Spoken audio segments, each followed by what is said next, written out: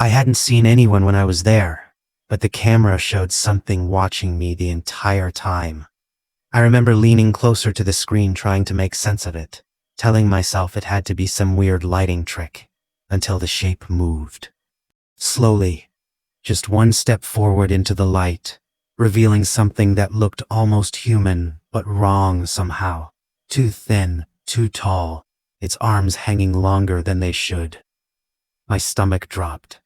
I rewound the footage to make sure I wasn't imagining it, and there it was again.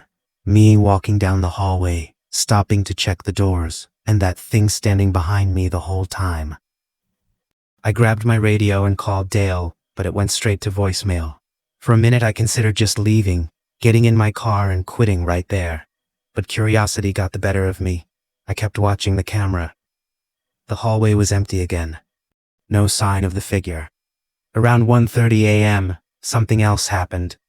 The emergency phone line inside the mall rang, which made no sense because that phone only connects to security inside the building.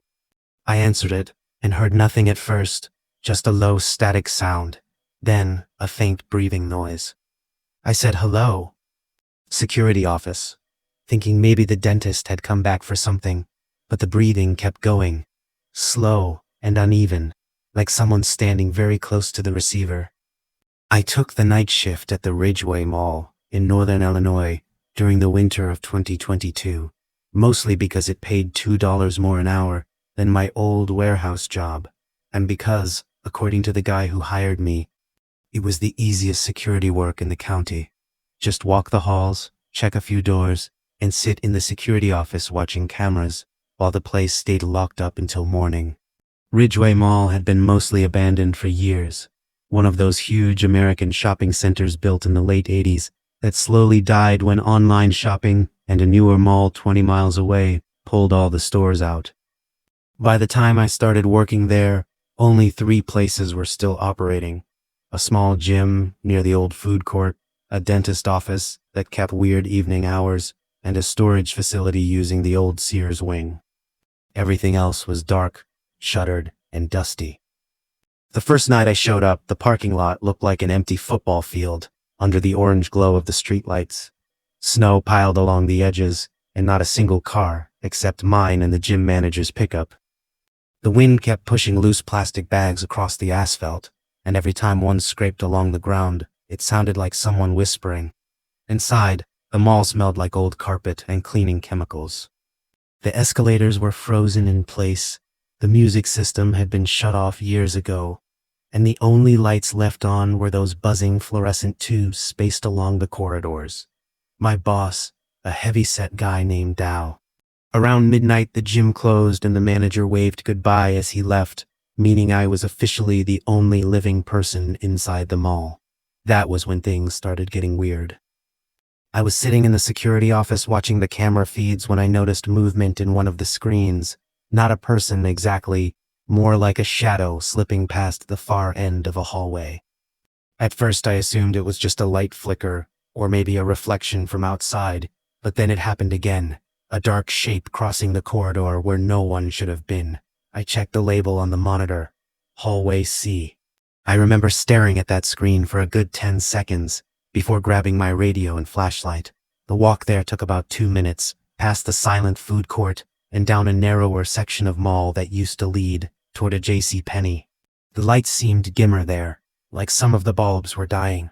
When I reached Hallway C, the place was empty, just a long stretch of tile floor, closed storefront gates, and the faint echo of my own footsteps. I checked every door, locked. No broken glass, no signs of anyone. I even called out security a couple times just in case some kid was hiding, but all I heard back was the buzzing lights overhead. So I headed back to the office thinking the camera must have glitched like Dale said. Except when I looked at the monitor again, the camera feed wasn't glitching at all. It was working perfectly, and I could see myself on it, standing there, a few minutes early.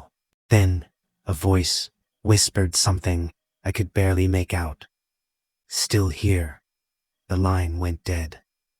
That was when I remembered something Dale had mentioned earlier in passing, but a maintenance worker disappeared from the mall about 10 years ago. At the time, I thought it was just local gossip, but suddenly it didn't feel like a joke anymore. I pulled up the archived camera footage from earlier nights, scrolling through clips from the past few weeks, and that's when I saw it again. On different nights, different hours, the same tall figure appearing in hallway C, sometimes far away, sometimes close to the camera. Always watching, always there when the guard on duty walked through. My heart was pounding so hard, I could hear it in my ears. And then, right as I was staring at the screen, trying to decide whether to call the police, the camera feed changed. The hallway camera showed someone standing directly in front of it now. Close enough that the entire screen filled with a pale face and dark empty eyes, staring straight into the lens. I froze, because the person in the camera wasn't in hallway C anymore. The label on the monitor had switched.